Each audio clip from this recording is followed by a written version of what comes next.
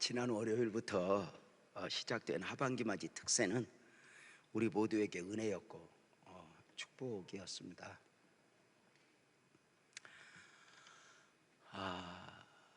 거리와 상관없이 송도에서, 일산에서, 저 광주에서까지 최선을 다해 이렇게 내가 빛나교회 공동체 일원으로서 한 번이라도 와야 되겠다고 하는 몸부림으로 이렇게 함께 해주셨고 또 기도로 동참해 주셨습니다. 제가 오기 전에 실시간으로 이 철야 예배가 인터넷으로 생중계되는데 동시에 지금 함께 예배하고 있는 분들이, 여기에 참여는 못하지만 함께하고 있는 분들이 많다는 것을 알고 인터넷으로 지금 예배하고 있는 우리 많은 분들에게도 하나님의 은혜가 함께 임했으면 좋겠다 싶습니다. 그러고 오늘 밤 모인 금요철야는 더 큰 축복이었으면 좋겠는데요, 근본 하반기맞이 특세의 주제는 오직 의인은 믿음으로 말미암아 살리라 였는데, 주제 구절로는 로마서 1장 17절이었습니다. 복음에는 하나님의 의가 나타나서 믿음으로 믿음에 이르게 하나니 기록된 바 오직 의인은 믿음으로 말미암아 살리라 함과 같으니라. 구원받은 사람, 거듭난 사람, 예수님을 영접한 사람, 그래 의인이라 불리우는 사람의 삶의 원리는 믿음이어야 한다는 것입니다. 이 주제와 함께 시편 1편을 여행하면서 하루 한 절씩 이렇게 묵상하게 되었으니, 시편 1편은 단순한 1편, 단순한 시작이 아니라 했습니다. 시편 1편은 시편 전체를 어떤 방식으로 이해를 해야 하고 어떤 방식으로 봐야 하는가, 그 기준을 마치 이렇게 현미경처럼 제시해 주고 있다 했습니다. 시편 1편의 풍성함을 제대로 이해하지 못하고 시편을 이해하려 한다면 어쩌면 그때그때 달라요. 보고 싶은 대로 시편을 보게 되는 실수를 범하게 될 수 있습니다. 그래서 어떤 분은 시편을 늘 이렇게 묵상을 하면서 먼저 언제나 1편을 묵상하고 그 다음에 23편, 또 1편을 묵상하고 또 예를 들면 100편 이렇게 묵상하면서 그 시편 1편에 담긴 풍성한 은혜를 가슴에 안고 시편을 바라보는 분들도 있다는 이야기를 들어보았습니다. 우리가 함께 묵상했는데 시편 1편의 내용이 어떠했습니까? 시편 1편은 복 있는 사람은 이렇게 시작되는데, 복 있는 사람을 이번 주 버전으로는 복을 만들어내는 사람이라 이렇게 이야기를 했습니다. 점쟁이가 보듯이 당신은 복이 있고 당신은 복이 없어 이렇게 결정을 해버리는 것이 아니라, 복이 있는 사람들, 복을 만들어내는 사람들, 바로 모든 상황 속에서 복을 만들어내는 사람이어야 하니, 사자굴 앞에서 다니엘처럼, 자신을 죽이려는 사울 앞에서 다윗처럼, 10년의 노예라는 환경과 억울하는 감옥 생활 3년을 이겨낸 요셉처럼, 미디안 광야의 40년 모세처럼 복을 만들어내는 것입니다.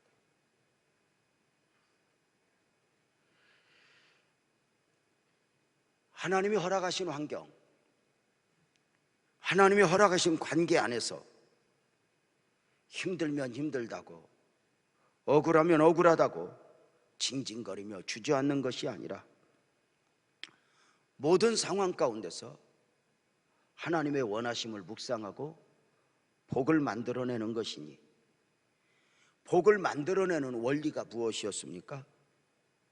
세상의 수단과 방법으로가 아니었습니다. 세상의 방식으로 얻어지는 그러한 축복은 진정한 축복이 아니기 때문입니다.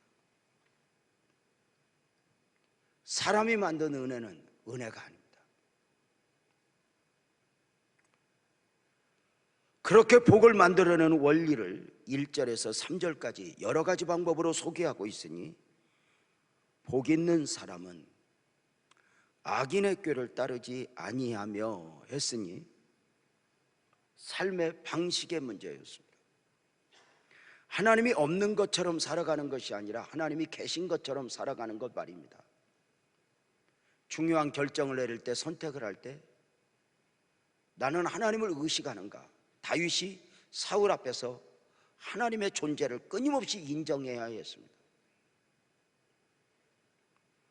복 있는 사람은 두 번째로 죄인들의 길에 서지 아니하여 했으니 삶의 목표라고 했습니다. 삶의 목표가 분명한 것입니다. 오만한 자의 자리에 앉지 아니하였으니 삶의 정신이요 자세입니다.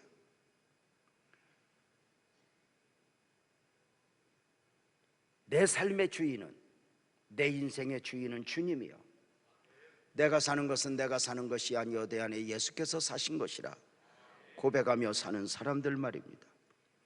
복 있는 사람은 네 번째, 오직 여호와의 율법을 즐거워하며 였으니, 여호와의 율법을 즐거워한다는 이야기는 단순히 책 읽기를 좋아하고 영화 보기를 좋아하는 것처럼 이렇게 좋아한다는 개념을 말하는 것이 아니라 주님 뜻대로 말씀 안에서 사는 삶을 최고의 가치로 여기는 것입니다.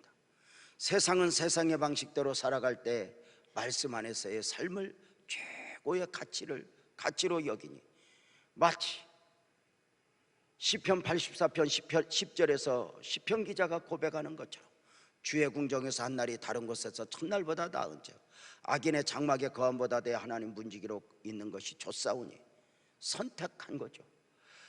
하나님 없이 첫날을 사는 것보다 하나님 안에서의 하루가 가치가 있고, 하나님 없이 대구에 사는 것보다 나는 학고방에 살아도 하나님과 더불어 사는 삶을 진정한 가치로 여기겠다.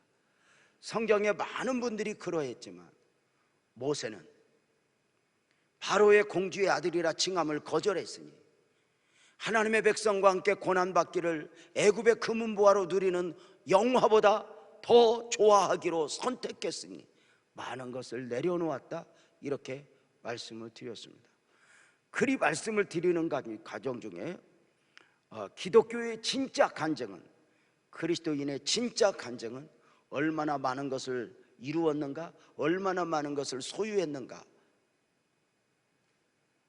보다 진짜 간증은 당신은 무엇을 내려놓아 보았는가, 무엇을 포기해 보았는가 이다라고 했습니다. 물론 얼마나 많은 것을 얻었는가, 눈에 보이는 열매를 거둔 사람은 이 땅에서 간증을 하게 될 것입니다. 그러나 얼마나 많은 것을 포기했는가, 이것은 어쩌면 하늘에서의 간증일 수 있습니다.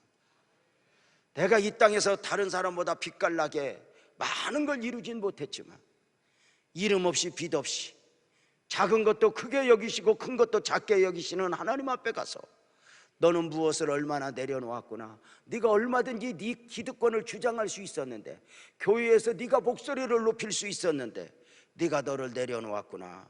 바로 그 내려놓음, 그래서 우리가 하늘나라 가면 우리의 눈물을 닦아주시는 하나님의 은혜를 보게 되는 것이 아닌가. 이것이 바로 어떤 기독교적 정신이 아닐까. 복 있는 사람은 다섯 번째로 그 율법을 주야로 묵상하는 자라 했으니, 이 주야는 밤과 낮을 말하는 것이 아니라 한 인생의 낮에도 한 인생의 밤에도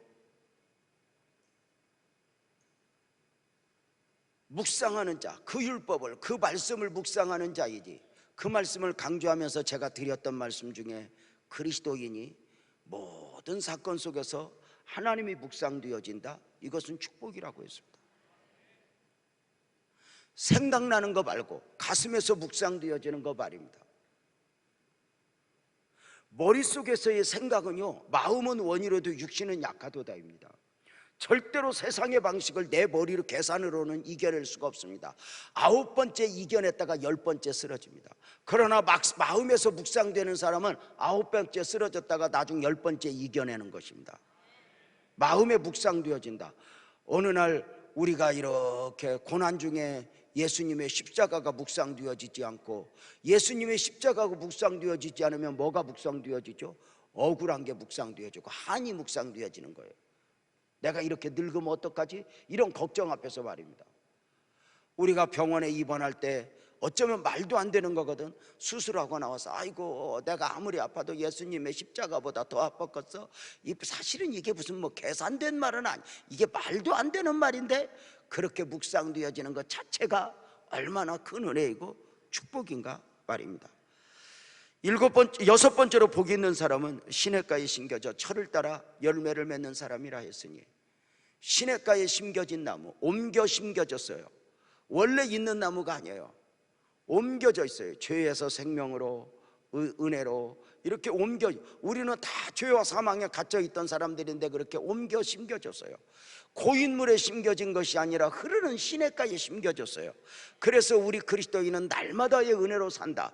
날마다의 은혜로 사니 열매는 내가 무엇을 맺으려고 맺어지는 게 아니에요. 은혜만 공급되면 자연스럽게 열매를 맺어지니, 어떤 열매? 철을 따라 맺는다고 하는 이 열매는 그 인생의 봄, 여름, 가을, 겨울, 인생이 봄에도 여름에도 가을에도 아무 희망이 없어 보이는 겨울에도, 다윗이 사울 앞에서 맺어야 할 열매가 있고 다니엘이 사자굴 앞에서 맺어야 할 열매가 있는 거죠. 우리가 더 좋은 일이 있다고 그래서 무슨 뭐 예수를 잘 믿는 증거이고 이렇게 말을 할 수는 없어요. 모든 상황 속에서 우리 모두가 맺어야 할 열매가, 나는 그리스도인으로서 용서면 용서, 인내면 인내, 어떤 열매를 맺어가는가. 그렇게 복 있는 사람은 시냇가에 심겨져 잎사귀가 마르지 아니한 같으니 보시기에 좋았더라 입니다. 이렇게 믿음으로 살아가는 그 의인들의 삶은 형통으로 이어지는 삶이었죠. 악인은 그렇지 않았습니다. 복을 놓아버린 사람들, 악인들의 모습을 4절에서 이렇게 이야기했었죠. 악인들은 그렇지 아니하며 오직 바람에 나는 겨와 같도다. 여기 악인은 하나님을 모르는 사람을 말하지 않아요. 하나님을 알지만 하나님이 없는 것처럼 살아가는 사람을 말해요. 중요한 결정을 할 때, 선택을 할 때 하나님이 원하신과는 전혀 상관없이 내 생각, 내 계산을 우선하여 살아가는 사람들 말입니다. 의인들의 삶과 대조하여 악인들의 삶을 어떻게 소개했습니까? 악인들은 악인의 꾀를 살아가는 사람들, 하나님이 없는 것처럼 자기 소견에 옳은 대로 살아가는 사람들이었습니다. 악인들은 죄인의 길에 서서 살아가는 사람들이니 삶의 목적의 문제였습니다. 길이라고 하는 것은 여기 복 있는 사람은 죄인들의 길에 서지 아니하며 광야에 벌판이라고 말하지 않아요. 길은 목적지가 있어요. 방향이 있어요. 이정표가 있단 말이에요. 근데 죄인의 죄는 뭐예요? 사람이 목적지를 향하여 서 있는데 그 목적지가 무엇이냐는 거예요. 죄라는 말이 뭐였죠? 원어로 하마르티아, 원어로 관역이 빗나가다. 양궁 선수가 화살을 탁 쐈는데 빗나갔어요. 하나님이 아브라함을 목적하여 쏘았어요. 야곱이 이스라엘로 쏘았어요. 모세를 모세로 쏘았어요. 하나님의 목적대로 가야 된단 말이에요. 바울사는 나의 달려갈 길과 주 예수께 받은 소명, 분명하게 이야기를 해요. 나는 과연 하나님의 영광을 위하여 하나님을 목적으로 살아가고 있는가? 이게 굉장히 중요하죠. 마귀는 끊임없이 그 목적에 하나님을 밀어내고 나를 두어요. 그래서 하나님은 끊임없이 우리로 하여금 이렇게 말해요. 너는 나 여호와를 위하여 살라. 마귀는 끊임없이 이렇게 말해요. 너는 너를 위하여 살라. 여러분, 마귀는 너를 위하여, 나를 위해 살으라고 그래요. 하나님은 하나님을 위해 살라고 그래요. 어떤 말이 좋아요? 어떤 말이 좋아요? 사실은 하나님을 위해 사는 손해보는 것 같고, 마귀가 심어준 마음 때문에 내 욕심을 챙기고 나를 위해서 살면 이게 이익을 보는 것 같지만 안 그렇다고 말이죠. 여기서 이걸 정리를 해야 돼요. 인간이 죄에 중독된 인간이 나를 위해 살 능력이 있을까? 없다는 거예요. 여러분 보세요. 알코올 중독자가 알코올에 중독됐단 말이에요. 그 알코올에 중독된 사람이 최고 원하는 건 뭐예요? 술이에요. 술 안 먹으면 막 이렇게 떨어요. 막 떨면서 아침 이슬, 아침 이슬이 아니고 참 이슬이구나. 아침 이슬은 좋은 건데 참 이슬이에요. 참 이슬. 그러면 여러분, 그 알코올 중독되신 분에게 술 한 병을 갖다 주면 떨까 안 떨까? 떨어요. 안 떨어요. 그걸 알아요. 그러나 우선 안 떨게 하기 위해서 그가 원한다고 원함을 충족시키기 위하여 술을 가져다 주는 건 그를 죽이는 거란 말이에요. 지금은 위로하는 것 같지만 그를 욕구를 채워줘 나중에 죽이는 거란 말이에요. 마약 중독자가 뭐예요? 마약 주사를 안 맞으면 바들바들 떨어요. 한 방 도와주면 괜찮아요. 그러나 그가 원한다고 그래서 한 방 한 방 도와주다 보면 나중에 두 방, 세 방 늘어나면서 결국에 그는 죽어가요. 중독자가 원한다고 해서 그 원하는 걸 채워줬다고 해서 그가 진짜 원하는 게 아니라 그 말이죠. 그 안에 중독이 원하는 거지. 우리 인간은 태어날 때부터 죄에 중독되어 태어나요. 죄에 중독되어 태어나는 인생들이 나를 위해서 살 능력이 있어요? 나를 위해서 살려면 뭐 해야 돼요? 재밌어야 돼요. 육을 즐겁게 해야 돼요. 그럼 이 결국은 어디로 가요? 죄송하지만 죄까지 가요. 결국은 사망이란 말이에요. 인간이 나를 위해 살 능력이 있을까? 없어요. 마귀는 그런데 끊임없이 너를 위하여 살래요. 죄에 중독된 인생에게. 그래서 주님을 위해서 사는 것이 손해일 것 같아서 나를 위해서 부지런히 살아요. 나를 위해서 살아보면 내 삶의 한복판에 마귀가 숨어 있어요. 그래서 뭐라 그래요? 나를 위해서 사는 것은 결국 마귀를 위해서 사는 것이 돼요. 이게 정리가 돼야 돼요. 그러면 따르세요. 나는 하나님을 위해 산다. 저쪽은 왜 대답을 안 해? 다시. 나는 하나님을 위해 산다. 여러분, 이 말같이 우스운 말이 있어요? 인간이 하나님을 위해 살 능력이 있어요? 재주가 있어요? 아니, 그런 능력이 있고 없고 간에 중요한 건 우리 하나님 편에서 봅시다. 하나님은 우리 인간이 위해드려야 할 만큼 무엇이 부족한 분이 아니에요. 스스로 완전자고 창조자고 모든 것을 소유하신 분이에요. 하나님은 하나님 나라를 세우기 위해서 우리를 천국 용역으로 부른 게 아니에요. 이 땅의 모든 우상은 인생들이 섬겨줘야 우상의 존재가 성립이 되지만 하나님은 완전자예요. 이 땅의 모든 사람이 등을 돌려도 하나님은 하나님이에요. 이게 굉장히 중요한 거예요. 그러니까 하나님은 교회 일도 마찬가지. 우리가 하나님의 일을 많이 한 사람들 특징이 뭐예요? 내가 했어가 아니에요. 하나님의 일은 하나님이 한다예요. 하나님은 사람을 통해서 일하시지만 사람이 없어서 당신의 일을 이루지 못하는 분이 아니에요. 그래서 유명한 말이 하나님은 사람을 통해서 일하지만 사람에게 매이진 않는다. 그 사람이 없다고 해서 하나님이 일이 안 되는 게 아니에요. 그래서 제일 어리석은 것 중에 뭐냐면 영적 교만이에요. 나 없으면 그게 안 되는 거예요.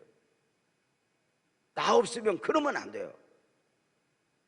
마치 나 없으면 막 안 돼. 그렇게 말하지 말고 나 없으면 주님이 서운할 거야. 그렇게 하고 하는 거예요.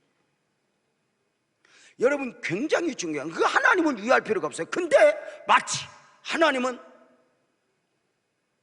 무엇이 부족한 것처럼 우리에게 사정을 해요. 너는 나 위해서 살라. 강미야 나 위해서 살아. 호승아 나 위해서 살아. 너는 나 위해서 살아라. 왜 그럴까요? 왜 그럴까요? 동의하면 아멘 해봐요. 하나님 위해 사는 것이 너 위해 사는 거니까. 이게 딱 정리가 돼요. 그래서 우리는 이걸 딱 이렇게 정리가 돼요. 하나님을 위해 사는 것이 나를 위해 사는 것이고 나를 위해 사는 것이 마귀를 위해 사는 것이다. 시작.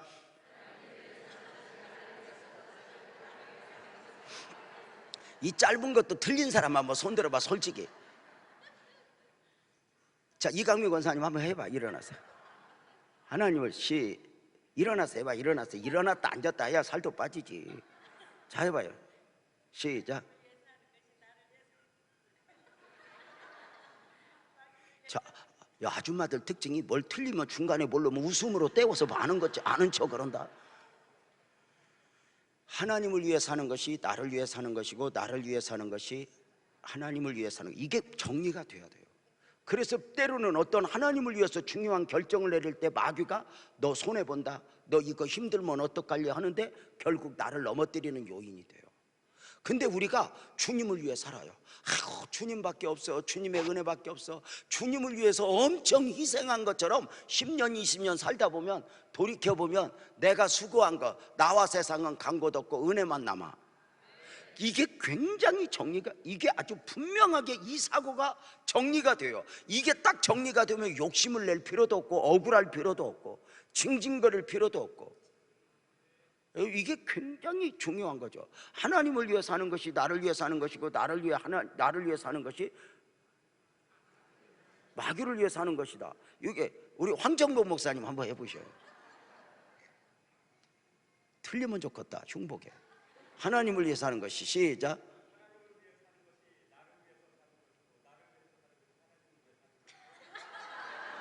제발 틀렸지? 그러니까 지하고 하나님하고 동급으로 지금 갔는데, 이거 원래 짠 게 아니에요. 저 멍청해서 틀린 거예요. 저 여러분 보세요. 참 우리가 중요한 게, 왜 그렇게 하나님은 너는 하나님을 위해서 살아라 그래요. 마치 그래서 우리가 막 엄청 희생하고 뭐 어디 놀러도 못 가고 하나님 앞에 드려지고 막 뭐 사지도 못하고 막 있으면 헌금하고 그러면서 가끔 헌금하다가도 지랄을 하죠. 나는 언제 이렇게 좋은 핸드백 하나 들어. 막 또 아니 진짜 원래 그럴 수 있잖아. 막 부지런히 헌금하다가 이제 그런 생각이 든다는 거야. 내가 이 헌금한 걸 모았으면 지금 유럽 여행을 갔다 와도 지금 몇 번을 갔다 왔을 텐데, 이렇게 생각을 해보지만 아니라는 거야. 사랑하는 여러분, 악인들은, 복 없는 악인들은 뭐였죠? 오만한 자리에 앉아요. 자기가 주인이에요. 내가 하나님을 위해 드려야 된다는데 언제나 하나님이 나를 위해야 한다고 그래요. 여러분의 신앙은 정리가 돼요. 여러분이 하나님을 위했으면 좋겠어, 하나님이 나를 위했으면 좋겠어? 쌤으로 같이 난도 하나님 위하지만 하나님도 나를 위해야 되는, 이렇게 쌍방의 계산을 안고 살아갑니까? 이만큼 은혜를 입었으면, 자식이 어릴 때는 부모가 나를 위하여야 하지만 자식이 철들고 이제 나이 먹으면 부모를 위하는 사람이 돼야지, 나이 먹어서도 부모가 안 도와준다고 지랄하고 툴툴거리고 어떻게 해서 부모 등골을 빼갖고 사업을 할까, 전부 그거 회개해야 돼. 나이 25 넘어서 부모한테 안 도와준다고 징징거리는 사람은 전부 안 돼! 갖다 버려요. 버려. 25 넘으면 내 자식 아니야. 다 버려. 네 알아서 사이 썩을 놈아. 뭐 물려주려고도 하지 마. 특별히 이 남자애들은요, 우리 부모가 나에게 재산을 물려줄 것이다 그러면 절대 이 DNA가 열심히 일을 안 하게 만들어요. 이게 여기에 있어요. 이게 공부도 안 해요. 그러니까 그치. 나는 너 학교 가르친 걸로 끝이다, 나는 없다. 그럴까 봐 아무도 아멘을 안 하고. 근데 정말 그거 중요한 겁니다.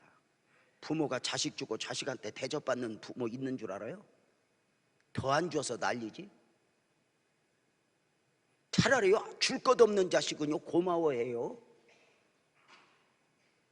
그래서 아이고 나는 자식한테 해준 거 없어, 그런 기죽는 소리도 하지 마. 나왔으면 된 거예요. 그것도 안 날라다 났는데.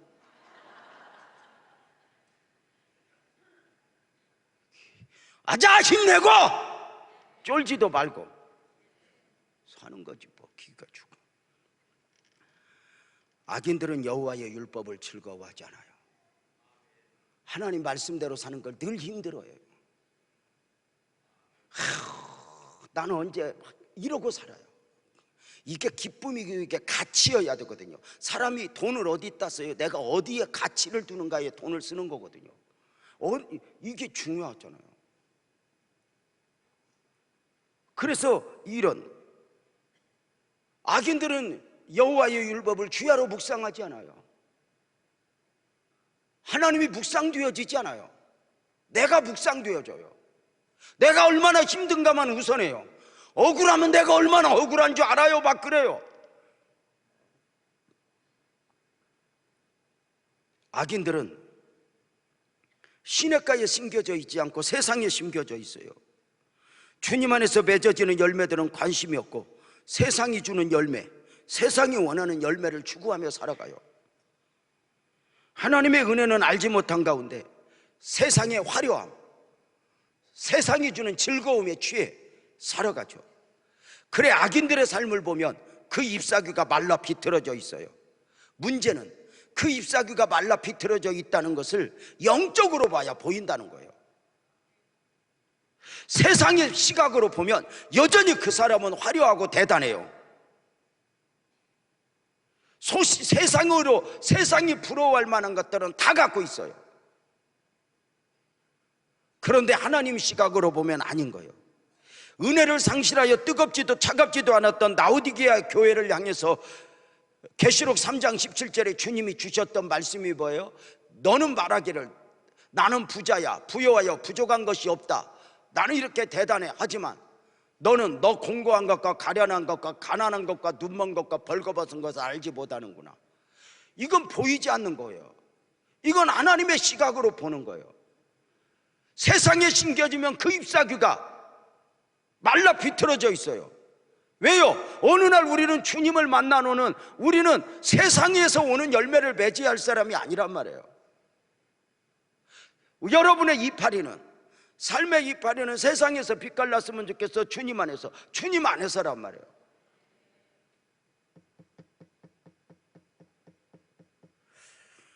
이렇게 악인들로 삶을 살아가는 저들의 삶은 절대로 형통의 삶이 아니게 돼요.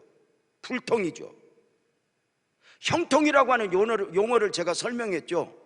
이 말은 무슨 일이 풀리지 않는다는 말이 아니에요. 하나님의 뜻과는 상관이 없어져 버린다는 거죠. 요셉이 노예 생활 10년 하고 그것이 형통이고 감옥 생활 3년 해도 그것이 형통이었던 이유는 뭐예요? 그 노예 생활 10년, 감옥 생활 3년에 하나님의 뜻을 품은 거거든요. 하나님과 상관이 있는 거거든요. 그러니까 요셉에 보여지는 삶은 얽혔지만 요셉 삶에 담겨진 도도하게 흐르는 하나님의 숨결은 막히지 않고 흘러가는 거죠. 우리가 끝까지 하나님을 붙잡아야 되는 이유가 뭐예요? 요셉이 형통이다. 요셉의 시련에 하나님의 뜻과 상관이 있는 거예요. 다윗, 사울 앞에서 미니멈으로 제가 13년을 시달렸다고 그랬어요.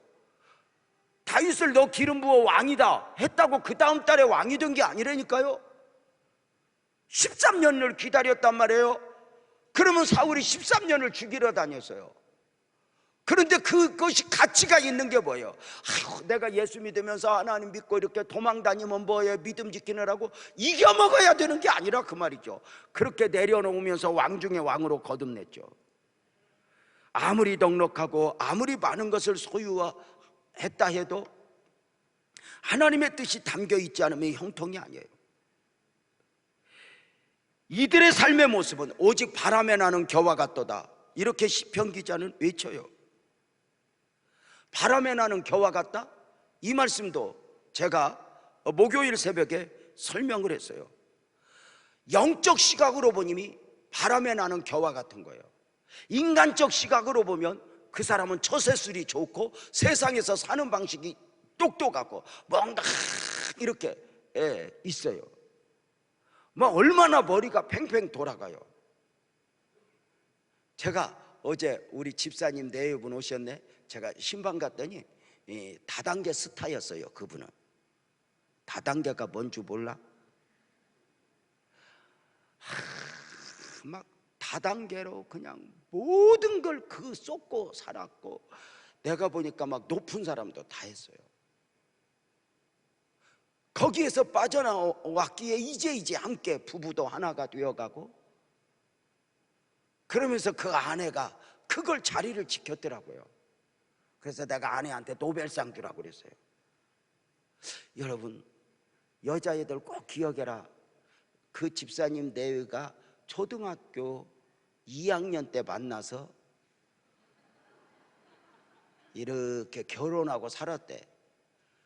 그렇게 만나도 평생을 사내 안 사내 하고 싸워도 안 되니까. 그러니까 일찍 좋아하는 게 별거 없어. 얼렁뚱땅 만나도 못 사는 게 아니야. 하여튼 기회가 되면 너네 빨리 가. 빨리 가. 너네도 내년이면 30이야. 고를 거 없어. 여기 다 고른 사람들이야. 고르고 골라서 지발등 찍고 사는 거 봐라. 별거 없어. 그냥 웬만한 놈. 내 눈에 조금 못해보니 너무 잘난 놈 만나면 인생이 고달퍼. 잘난 놈은 꼴값도 해.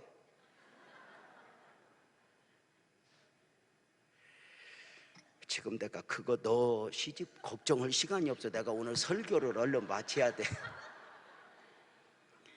뭐 친구 데리고 왔더니 도망갔다고 설교를 좀 줄여라. 김정숙 권사님이 그랬어요.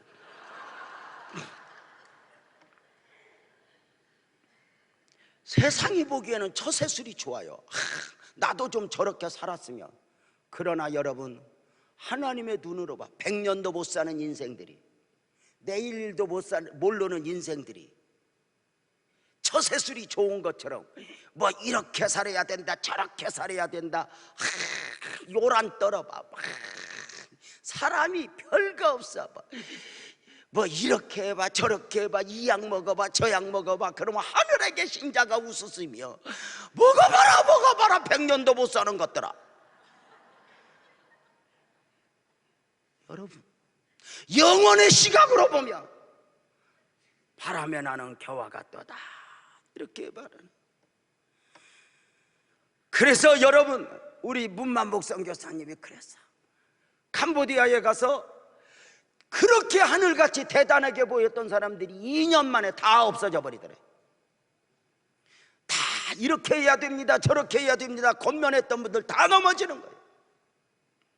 삶과 인생이 얼마나 겸손해야 되는 줄 알아? 가지면 가진 만큼 겸손해야 되는 이유가 뭐야? 나무가 크면 큰 만큼 뿌리가 깊이 내려야 안 넘어지지. 가지면 가진 만큼 겸손해야지. 겸손의 밑바닥은 약해버리면 바람 앞에 고목나무 하루아침에 쓰러지는 거 아닐까? 여러분, 전문가가 알면 얼마나 알고 세상이 알면 얼마나 알아. 모르는 것보다 아는 게 낫겠지. 단 하나, 멍청하다고 믿음으로 사는 건 아니야.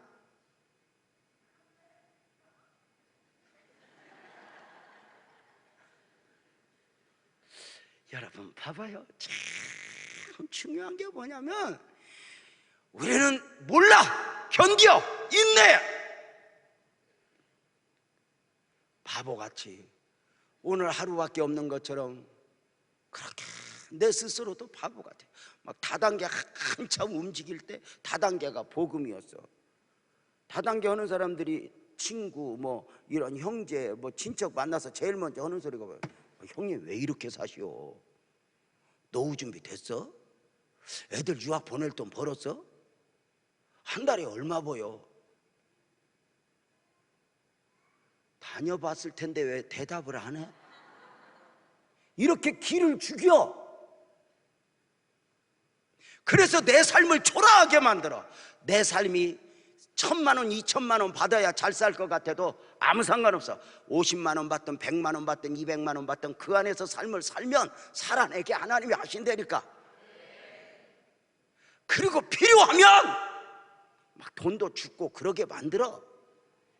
걱정도 하지 마. 필요를 채워주는 분이니까. 하나님은 내게 주신 힘을 알아. 우리 열심히 살아갑시다. 그러므로 악인들의 불행은 뭐였어요? 5절에 보면 그러므로 악인들이 심판을 견디지며 죄인들이 의인의 회중에 들지 못하리로다. 악인들의 불행은 뭐였어요? 나중 심판도 견디지 못하지만 오늘 의인의 모임에 들지 못하는 거예요. 의인들의 모임은 바로 우리들이에요. 여러분, 이렇게 함께 이렇게 가지가 나무에 붙어 있는 것처럼 이렇게 교회에 이렇게 우리에 이렇게 함께 붙어서 살아간다는 게 얼마나 은혜인 줄 알아?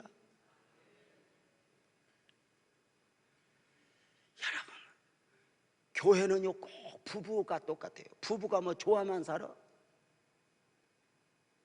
때로는 교회가 내 교회이기 때문에 싫어. 때로는 부끄러워. 좀 잘했으면 좋겠어. 그런데 이런 욕심, 저런 욕심 부려보다가 나중에 다 내려놓고 어느 날 교회 와 내가 하나 되어 그 한 걸음 삶을 살아가는데 이게 얼마나 큰 축복이야. 이제 오늘 말씀의 주제, 의인의 결국. 오늘 함께 묵상하게 될 6절에서 의인의 결국이라는 주제로 시편의 1편의 결론을 맺는데 6절은 이렇게 말해요. 무릇 의인들에게는 여호와께서 인정하시나 악인들의 길은 망하리로다. 여기에 두 종류의 사랑, 두 종류의 길, 두 종류의 결국으로 문단을 나눠서 제가 빨리빨리 설명을 할게요. 두 종류의 사람이 있다는 거예요. 세상은 사람들을 여러 가지 모양으로 구분을 해요. 남자와 여자, 부자, 가난한 사람, 배운 사람, 못 배운 사람, 흙수저, 금수저, 이쁜 사람, 안 이쁜 사람, 뚱뚱한 사람, 날씬한 사람, 키가 큰 사람, 작은 사람, 여러 가지. 성경은 딱 하나. 그가 믿음의 사람인가? 의인과 악인이에요. 이건 윤리적 구분이 아니에요. 이것은 영적 구분이에요. 세상은 늘 보이는 것을 기준으로 구분을 하지만 이것은 영적으로 하나님 시각, 이 영적 시각을 가져야 구분하는 거예요. 생명이 있느냐 없느냐, 의인이냐 악인이냐. 예수를 안 믿는 사람들은 윤리적 접근을 하다 보니까 도대체 너희하고 우리하고 차이가 뭔데 이렇게 물어요. 여러분이 예수 안 믿는 사람보다 착해요 안 착해요? 뭐예요? 그 대답도 못 하는 거예요? 그 접근이 아니다 그 말이죠.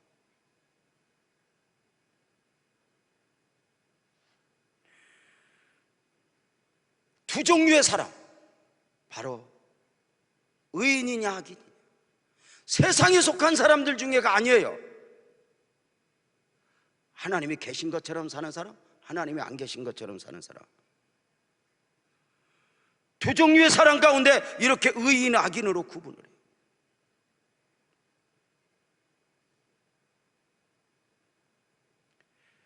도대체 누가 의인이고 누가 악인이었을까?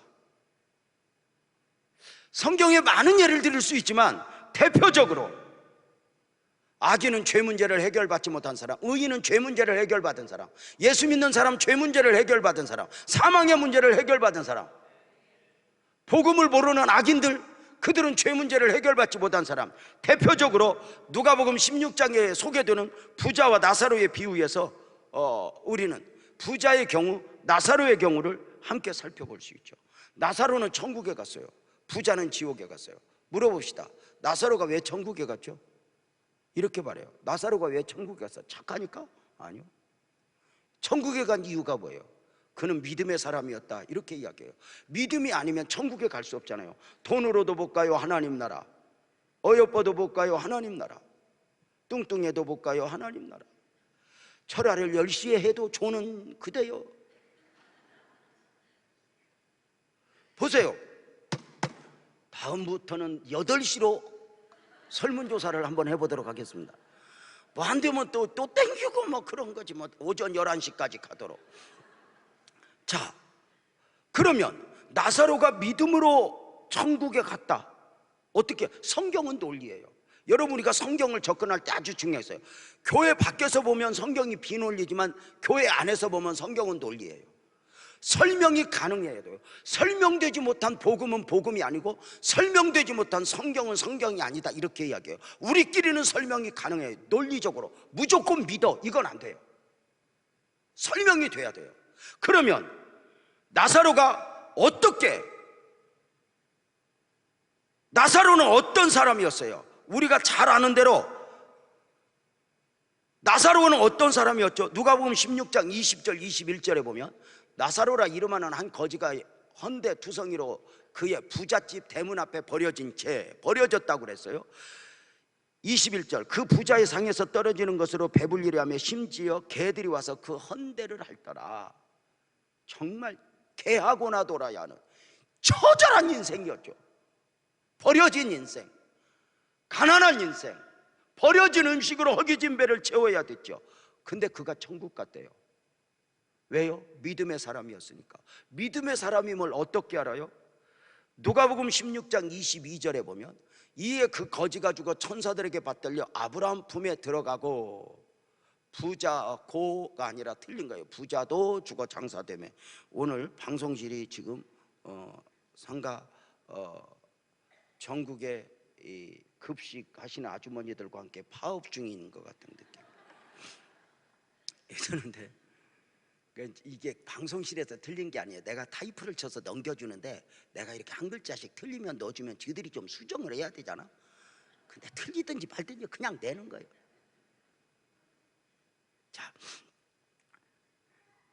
자 보세요.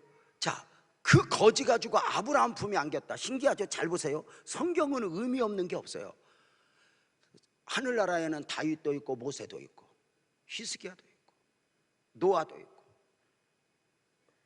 에녹도 있고 하늘의 별처럼 빛나는 사람 많은데 왜 아브라함 품에 들어가고 이걸 강조가 되었을까? 아브라함은 믿음의 조상이에요. 그것을 강조했다는 이야기는 나사로는 믿음으로 살았다는 거예요. 그렇다면 여기서 우리가 배워지는 것은 뭐죠? 나사로는 가난했지만 병들었지만 처절하게 살았지만, 동의하면 아멘 합시다, 믿음을 포기하지 않았다, 믿음을 놓아버리지 않았다 사람이었다. 우리가 성경을 보는 원리죠. 나사로의 이름의 뜻은 하나님의 위로예요. 그러니까 나사로는 그 가난함 속에, 그 처절함 속에 믿음으로 삶을 살아나면서 하나님의 날마다의 위로가 없으면 하루도 못 사는 사람, 하나님의 은혜가 아니면 하루도 살 수 없었던 사람, 그가 아브라함 품에 천국이 안겨 아브라함 품에서 그 눈물을 닦아주시는 하나님의 은혜를 누리는 모습을 살아가는 것이죠. 병들고 가난하여 하나님의 은혜가 아니면 하루도 살아갈 수 없는 인생이 고달프기는 하지만, 그럼에도 불구하고 믿음을 놓아버리지 않아야 될 이유는 분명한 거 아닌가? 부자가 되어야 하고 대단해야 믿음이 역할을 하는 게 아니라, 어쩌면 이 땅을 살아가는 동안은 믿음이 아무 역할도 못하는 것처럼 가난하고 병들 수 있지만, 그럼에도 불구하고 우리가 믿음으로 살아야 하고 믿음을 놓아버리지 말아야 될 이유는 너무도 분명한 거. 이게 우리가 보는 성경이죠. 부자의 삶은 어떠했고 부자의 결국은 어떠했습니까? 지옥으로 간 부자는 오늘날로 말하면 교회를 다니는 사람이었을까, 안 다니는 사람이었을까? 지옥 갔는데 다니는 사람이었어요. 그가 지옥에 갔는데 교회 안 다닌 사람이었다. 그럼 우리는 편해. 왜? 교회 안 다닌 사람은 멸망하고 교회 다니는 사람은 다 구원받으니까. 그렇지 않아. 부자는 교회 다니는 사람이었어. 어떻게 알아? 아브라함을 알아보고 아브라함을 아버지여라고 부르는 것을 보면 알아. 그럼에도 그가 지옥에 갔어요. 왜였을까? 그는 교회는 다녔지만, 종교 생활은 했지만 복음을 만나지 못했다. 바로 죄 문제를 해결받지 못한 사람이었다 그래요. 그러면 논리적으로 그가 죄 문제를 해결받지 못한 걸 어떻게 알아요? 나중에 그 지옥 간 부자가 저 땅에서는 형제 다섯이 자기 있는 지옥에 왔으면 좋겠어, 천국에 갔으면 좋겠어, 천국에 갔으면 좋겠어. 그 천국에 가는 방법을 어떻게 소개하는 줄 알아요? 누가복음 16장 30절에 보면, 그렇지 아니하니이다. 아버지 아브라함이여, 만일 죽은 자에게서 그들에게 가는 자가 있으면 내 형제 다섯이 회개하리이다. 아하, 회개하라, 천국이 가까웠느니라. 형제 다섯이 천국에 가려면 뭐 해야 돼요? 회개해야 돼요. 그러면 자기는 지옥에 못해서 왔어. 뭘 못해서 못했어요? 회개를 못해서 지옥 왔다는 이야기는 죄 문제를 해결받지 못했다, 복음을 만나지 못했다는 이야기예요. 이게 굉장히 중요하죠. 지옥 간 부자의 삶은 어떠했어요? 교회를 다녔지만 그의 삶은 누가복음 16장 19절에 보면, 한 부자가 있어 자색옷과 고운 베옷을 입고 날마다 호화롭게 즐기더라. 여러분 보세요. 이 부자는 하나님을 믿지만 교회는 다니지만 세상이 너무 좋아요. 세상이 너무 바빠요. 그래서 하나님에게 마음 둘 시간이 없어요. 심지어 자색옷과 저 옷을 말할 때 제사장 옷이라고 주장하는 학자들이 있고, 어떤 할아버지 목사님이 저하고 잠깐 앉아서 부자와 나사로의 비유를 설명할 때 제가 복음을 설명하는데 한 가지 그분이 탁 저에게 그래요. 목사님, 유 목사, 저 자색 옷이 뭔 줄 알아? 70이 넘은 할아버지가. 제가 언젠가 얘기했나? 제가 부흥회 갔다 와서 신약성경 다 외우는 목사님 한 분 만났다고. 여러분은 곤란한 건 다 잊어버리는구나. 창세기 다 외우고 시편 다 외우고 신약성경 다 외우는 목사님을 제가 직접 만났어요. 그 목사님 평생에 성경을 외웠어요. 그분이 이렇게 말해요. 저 자색 옷은 제사장이야. 오늘날 목사야. 목사들이 이렇게 세상에 빠져서 호화롭게 즐기는데 삶의 목적도면 목사들 다 지옥 가 하는데, 제가 만약에 젊어서 그런 소리 하면 욕을 먹을 수 있었는데, 그 평생의 주님 앞에 지금도 들여져 살고 몸부림을 치는 그 어른이 그렇게 말하는 거예요. 사랑하는 여러분, 부자는 나쁜 사람이 아니에요. 저는 어떤 목사님이 이거 진짜 설교 이렇게 하는 것 들었어요. 부자가 왜 지옥 갔냐? 술 마셔서 지옥 갔대요. 왜 술을 언제 마셨냐? 그러니까 날마다 파티했는데 술 없이 했겠냐? 그러니까 그래도 또 성도들이 은혜를 받아요. 근데 그게 아니다. 부자는 나쁜 사람이었나? 나쁜 사람 아니에요. 윤리적으로 굉장히 좋은 사람이에요. 어떻게 알아요? 여러분, 누가 내 대문에 거지가 와서 진을 치고 있는데 아침 저녁으로 출퇴근해야 되는데 그거 보고 도와줄 사람이 누가 있어? 그거 봐주는 것만 해도, 여러분, 거지는 데려다 한 끼 두 끼 먹이는 거지 데리고 사는 건 아니야. 그 정도면 부자, 인격자고 훌륭한 사람이야. 그럼에도 불구하고 그의 아픔은 그런 거였다. 그리고 두 종류의 길이 있으니 의인의 길과 악인의 길이에요. 두 종류의 길이 있다면 성도님들은 지금 어떤 길을 걷고 있어요? 지금 저는 성도님들을 보고 당신은 어떤 사람이냐고 물은 것이 아니라 당신은 어떤 사람이든 지금 어떤 길을 걷고 있냐는 거예요. 예수님을 영접한 의인이요, 예수님을 영접한 의인이요, 거듭난 의인이요, 의인의 길을 걸어야만 해도 악인의 길을 걷는 사람도 있고, 악인이 마땅히 악인의 길을 가는 건 당연하지만 의인들이 악인의 길을 가면 되겠는가? 거듭난 사람이 세상에 마음을 두고 살면 되겠는가? 마치 하나님의 아들들이 사람의 딸들을 보고 마음을 빼앗기듯 어느 순간 밀려온 세상으로 인하여 마음의 세상을 빼앗겨 살아간다면 안타까운 것 아닌가? 여러분의 방향에는 누가 있어요? 부활의 주님을 놓아버리고 십자가에서 죽으신 주님만 생각하며 엠마오로 가는 제자들을 여러분 알죠? 엠마오로 가는 제자들, 두 제자들. 엠마오는 뜻이 모르는 길이에요. 여러분 아세요? 주님을 등에 둔 사람들의 모든 길에 결국은 모르는 길이에요. 근본 특세기간에 강조되었던 말씀 중에 하나가 바람에 나는 겨와 같다였어요. 인생들이 제법 목표를 세우고 열심히 사는 것 같지만 영원의 눈으로 보면 그러하다는 거예요. 사람들 막 요새는 자연과 더불어 산다고 그래서 아내가 속썩이니까 다 대던지고 그냥 자연인으로 살려고 산속에 가서 토막나무 지어놓고 막 사는 사람들이 있어요. 거기 언제까지? 거기까지, 죽을 때까지. 여러분, 유명한 간증, 예수를 믿는 사람이라면 한 번쯤은 다 들어봤을 줄 예화 아실 줄 압니다. 옛날 로마의 한 대학이, 작은 대학이 하나 있는데 정문 입구에 인상 깊은 표 하나가 붙어 있다고 그래요. 대학의 문을 드나드는 모든 사람들이 볼 수 있는 그 자리에, 그리고 그 다음에는 이거예요. 그 대학의 설립자의 의도에 따라 정문에 설치되었고 많은 사람들이 오고 가며 보았는데 거기에는 사연이 있었죠. 오래전 그 대학의 설립자가 젊었을 때 가난하여 고학생이던 그가 공부에 욕심은 있지만 먹고 사는 것 벌으랴 학비를 벌으랴 하니 공부로 제대로 할 수 없어 후원자를 찾는 중에 로마의 어떤 한 귀족이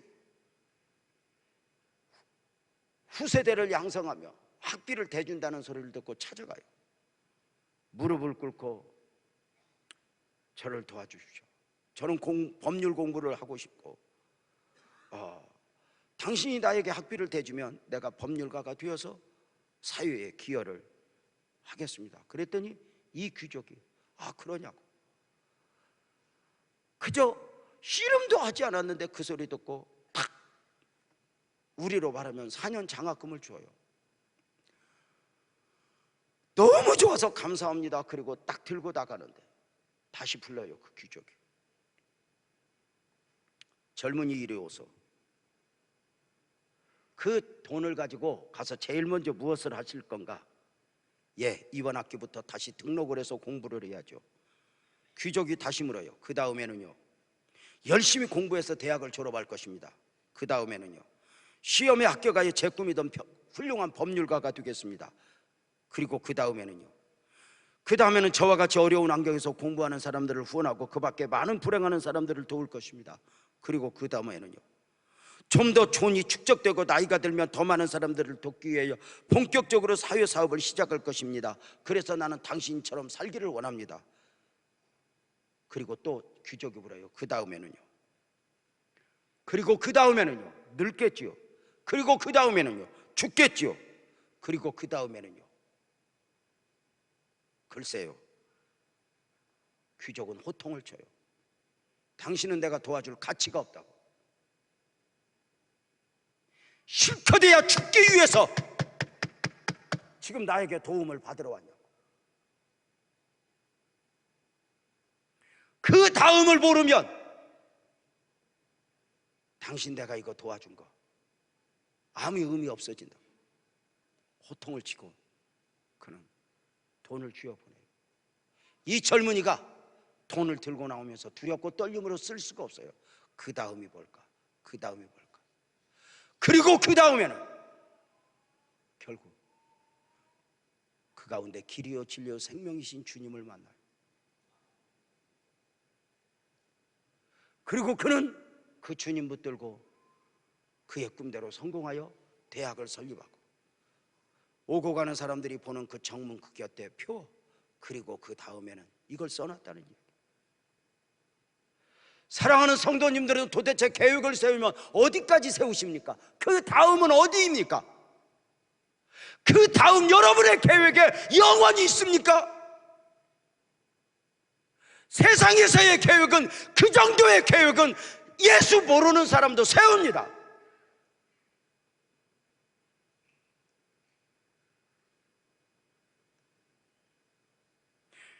엠마오로, 예수님을 등에 두고 엠마오로 가는 제자들은 열심히 걸어가지만 자기도 모르는 길을 가고 있습니다. 그들을 주님이 찾아오셨습니다. 부활의 주님. 그리고 그들을 가슴을 뜨겁게 했습니다.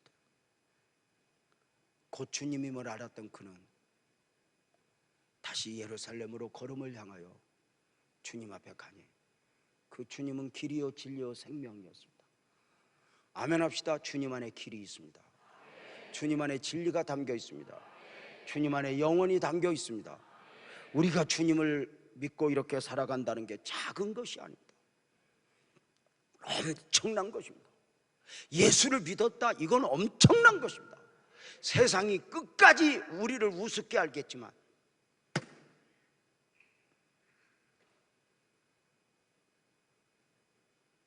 이때쯤이면 율동을 한번 하고 해야 되나? 조는 분들이 있는데 조라도 뭐라고 하면 안 돼. 어떤 목사님이 뭐 하도 조는 권사님한테 화가 나서 한마디 했댔잖아. 권사님, 내가 유재명 목사같이 설교 길게 하는 것도 아니고 설교 짧게 20분 하는데 그 살을 못 참고 그렇게 할 때마다 그렇게 줘요. 그 권사님이 씩 웃더니 그러대. 나도 목사님이 답답하네. 설교를 유재명 목사님 같이 길게 하는 것도 아니고 그까지 25분 하면서 어쩌면 그렇게 할 때마다 나를 재우요 그러더래.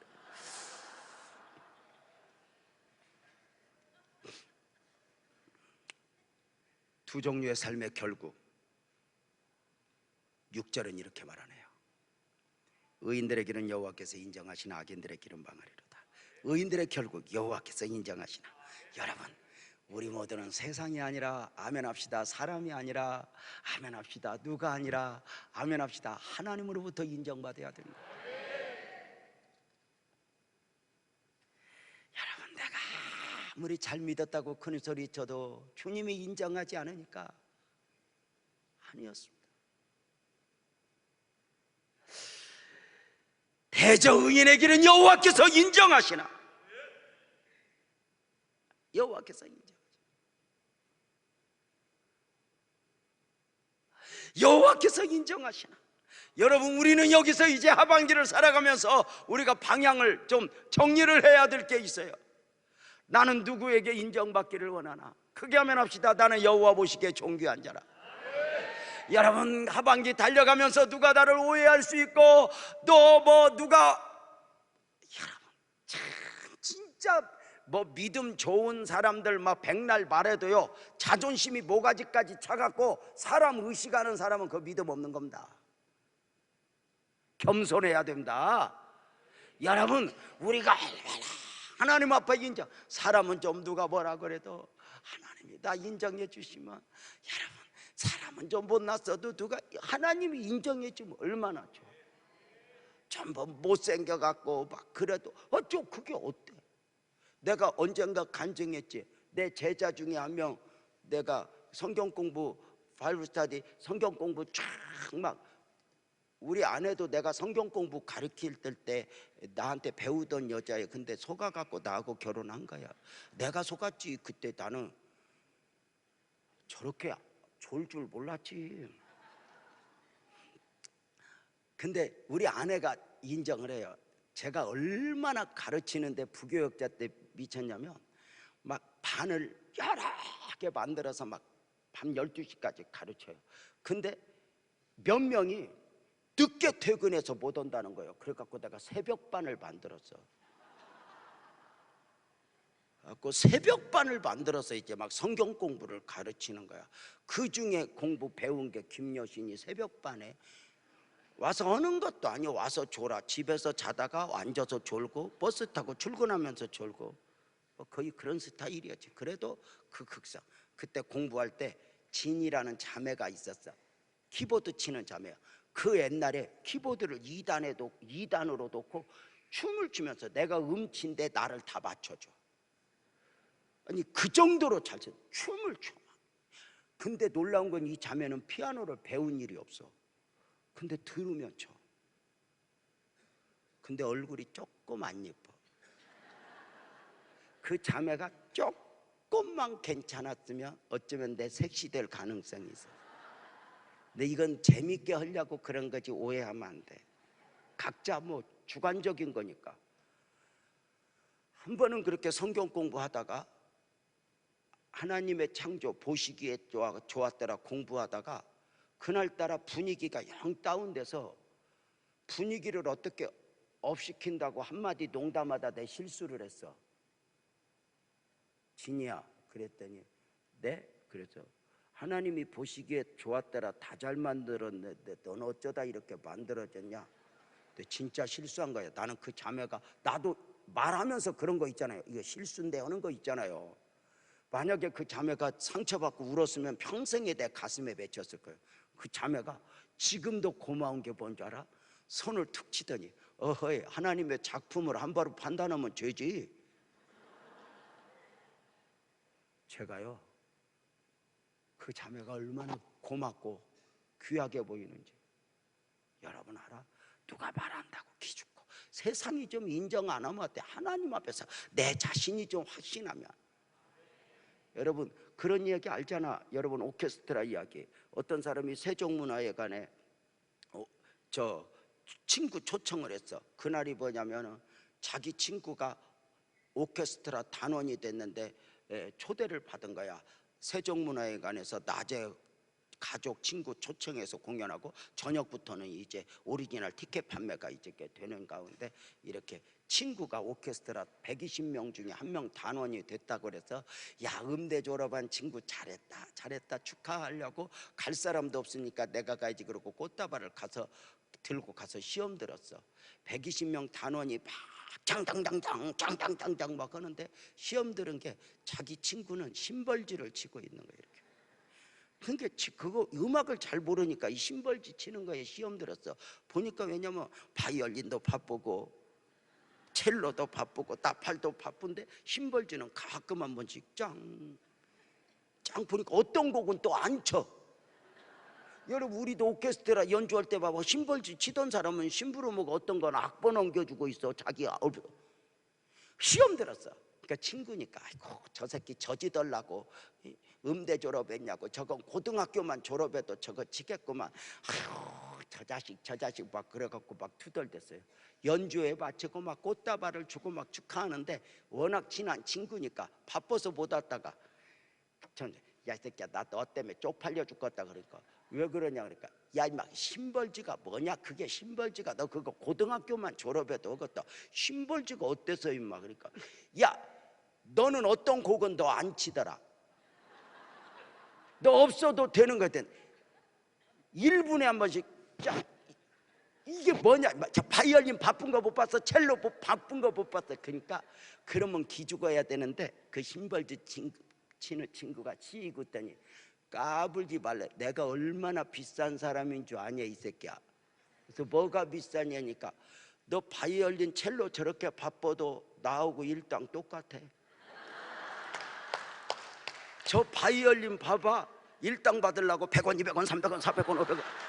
나는 임마 10,000원 20,000원 어디서 이 새끼 까불어.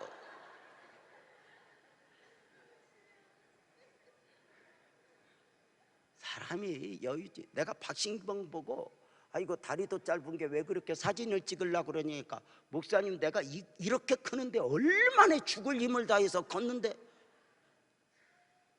내가 저런 것들이 매력이다. 세상에서 누가 뭘 좀 말하고 누가 말할까 봐 창피하고 여러분 우리는 한 해 동안 이제 하반기 살아가면서 나는 하나님으로부터 인정받는 삶을 살리라. 누가 뭐라 그래도 아멘 합시다. 하나님이 괜찮다면 괜찮은 거야. 우리 그 믿음으로 삽시다. 쫄지도 말고. 악인들의 결국은 망하리로다. 여러분 알죠? 악인들은 세상으로부터 인정받던 사람들, 세상의 방식에 길들여진 사람들, 그들은 그 다음을 모르는 사람들, 망하리로다. 여러분 알아요?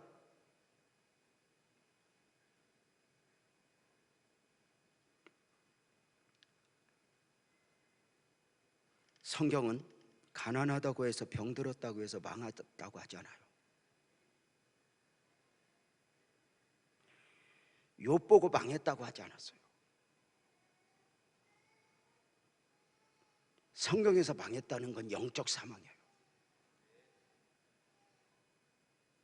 세상은 여전히 화려하지만 대단하지만 저들을 향해서 하나님의 기대를 거두어 버린 거예요.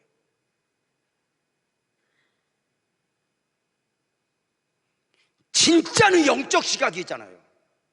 내 영혼이 잘된 같이 이렇게 말하잖아요. 마태복음 10장 28절에 보면 뭐라고 이야기를 해요? 몸은 죽여도 영혼은 능히 죽이지 못하는 자들을 두려워하지 말고 오직 몸과 영혼을 능히 지옥에 멸하실 수 있는 일을 두려워하라.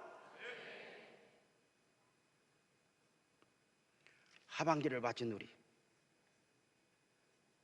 영적으로 방향을 잡고 깨어 달려갑시다. 6절 말씀 우리 다시 한번 6절 한번 다시 한번 크게 읽겠습니다. 시작.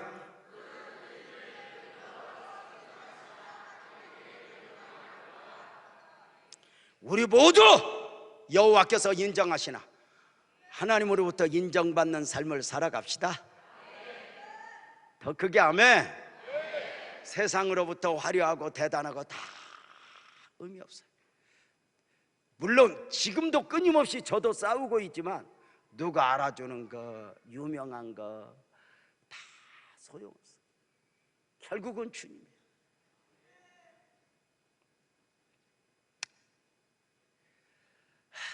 좀 당당하게 자존감을 높이고 우리 제자처럼 또 심벌지처럼 얼마나 좋아. 나는 그거 봐도 은혜잖아. 100원 200원 300원 이거보다 10,000원 이게 한 번에 해결한, 일당 똑같다는데 뭐 어디서 까불어. 여러분, 가난하다고 두 끼 먹고 부자라고 네 끼 먹어? 기죽지 마. 쫄지도 마. 없다고, 안 풀렸다고 기도 죽지 마. 10년 후에 어떻게 엎어질지 아무도 몰라. 나는 이 청년들, 이 젊은이들, 나는 제가 27에 신학 제대로 시작했어요. 26, 25 내가 어떻게 살지 울어야 했을 때가 있었어요.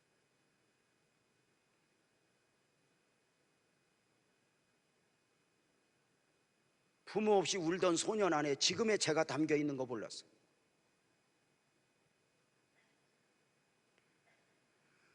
그 청년기 배고파 울던 그 소년 안에, 청년 안에 오늘 유재명이 담겨 있는 거 아무도 몰랐어요.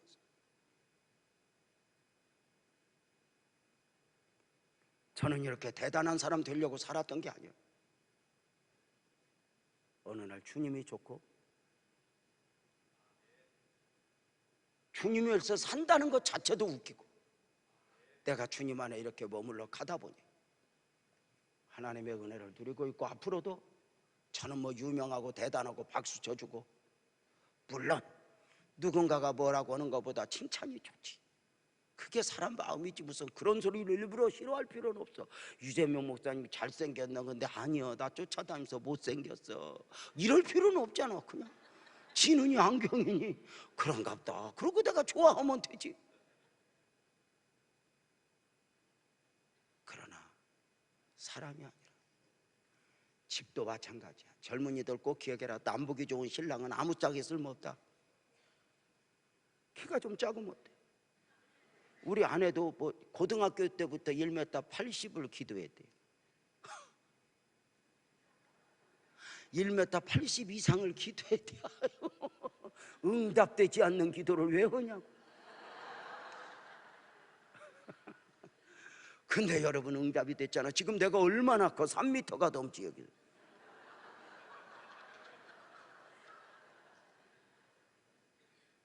지금 어렵고 힘들다고 남보다 못 산다고 하지만, 지금 내 안에 예수 있고 내 안에 주님 더불어 살아가니 이것이 얼마나 큰 축복인가 기억하며, 우리 사랑하는 우리 믿음의 가족들이여, 힘차게 믿음으로 승리합시다. 찬송합시다. 주가 보이신 생명의